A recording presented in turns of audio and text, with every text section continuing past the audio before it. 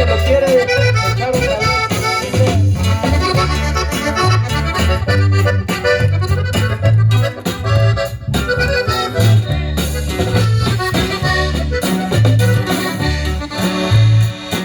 Era un hombre de veras valiente, se burlaba de la policía, a su mando traía mucha gente, su negocio se lo requería.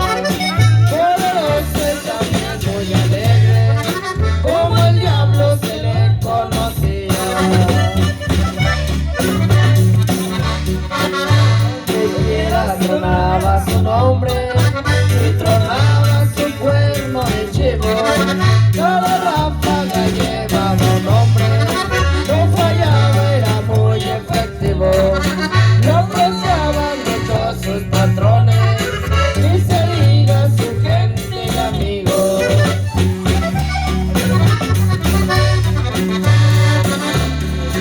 El dinero, el poder y la fama son dos cosas muy afrodisíacas.